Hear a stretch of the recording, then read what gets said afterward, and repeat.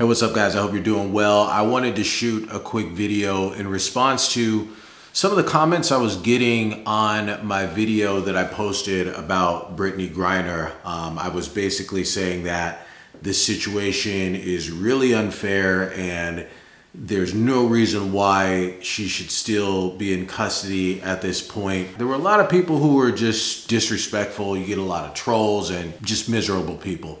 But there were people who really couldn't understand my position, and I don't exactly expect people to completely relate with my having been practicing law for well over a decade, all the cases I've seen, all the people I've interacted with over the years and defended. But, you know, it still is somewhat mind-blowing to me how cruel, how inconsiderate, how much lack of compassion that people can have.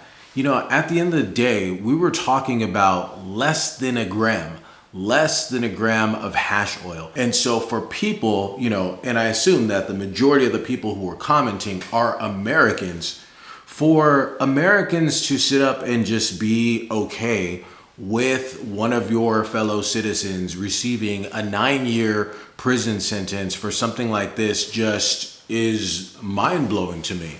And one of the things that has to be taken into consideration, again, is the fact that she did not intend to bring these vape cartridges on the plane with her to Russia. Again, this is a mistake that realistically anybody could possibly make. She had a doctor's note, and again, this was from an American doctor, so it wouldn't apply in Russia, obviously. But you know, she was in lawful possession of the vape cartridges in the United States, and they're small. They're small cartridges, and very easily, if she had gone to a trip to somewhere else within the States or what have you, it's very conceivable that a person could have this stuff in her bag and forget to take it out and end up going to Russia. And I think, like, I was just butting heads with so many people in the comment section saying,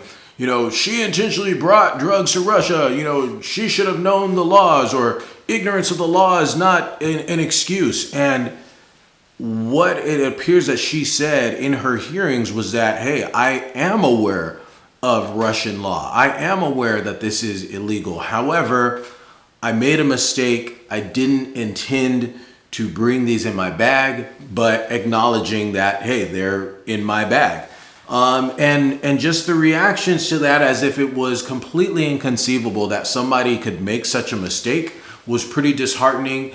And people's reaction in terms of believing that this punishment fits this crime is just insane to me. And there's no way, I don't care if it's another country, there's no way that someone can make that seem fair to me. The reason why I wanted to then go into a discussion is because part of the reason why I have this channel, I mean, the main reason is to, you know, provide insight from a practicing attorney's perspective. You know, somebody who day to day is in courts, negotiating with district attorneys, doing what we can to, you know, assert our clients' rights and make sure they get treated fairly within the system.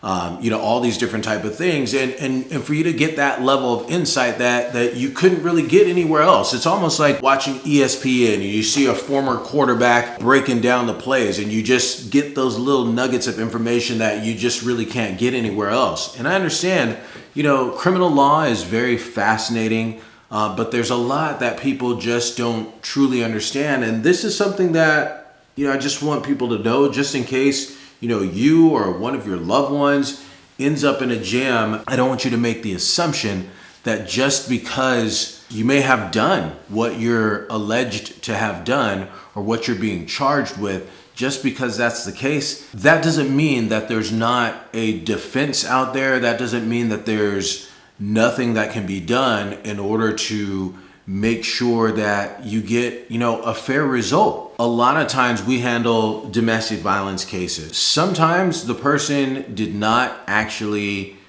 get physical with their girlfriend or their wife at all. Sometimes things are made up. Sometimes the truth is stretched about certain situations, or a neighbor could overhear things going on and believe some sort of violent act is happening when it hasn't. There's just a lot of different explanations for why the police may end up at someone's residence and get information that leads to an arrest where the prosecutor doesn't even ultimately file charges because no actual crime was committed. But let's talk about a situation where the person actually did what they're alleged to have done, but that is something that is completely outside of their character. It's not something that they would normally do.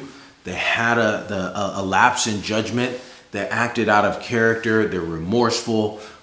There may have been some sort of stressful event that happened. They lost their job. They got yelled at by their boss at work. They're stressed over finances. Whatever the situation is that leads to an actual situation where, yeah, there is physical violence and the person is facing some sort of criminal charge. Now, if you left this situation to some of the people in the comments section, they'd say, hey, throw the book at that guy, put him in jail, throw away the key. But no, for those of us who actually have a heart, who are actually compassionate, who actually can be reasonable about these things, we would say, hey, well, what is the context? Does the person have any sort of criminal history? What is it that led to them doing what they did? And are they willing to confront those issues head on and address those issues and make sure that they never happen again?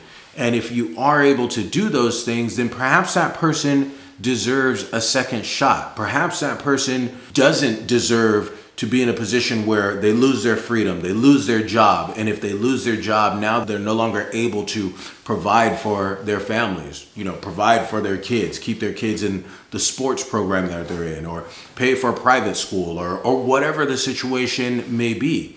An arrest, criminal charges, a conviction, going to jail can have a dramatically negative impact on someone's life, and that's not always the solution to a problem, even if the person did what they're charged with. But if you're not in and out of the criminal courthouses every day, if you're not listening to the judges issue sentences, if you're not negotiating with DAs every day, you wouldn't know that. You might think that, hey, what is it? If you did the crime, you pay the time. And this is not me just being some, bleeding heart liberal who doesn't believe in taking responsibility for your actions and doesn't believe in accountability. No, that's far from what I'm saying.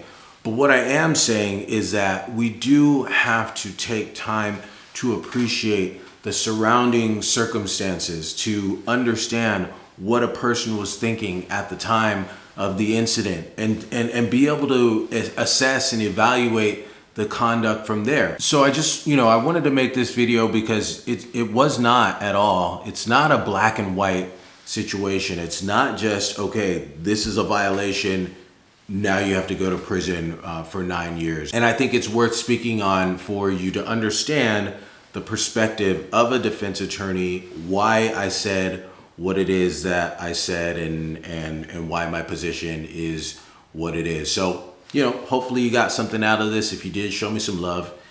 Hit the like button. Make sure you subscribe to the channel. Make sure you turn on notifications so you never miss a new video when it drops. And, leave me a comment below. Let me know what you think. As always, I want to thank you so much for watching. And until next time, peace.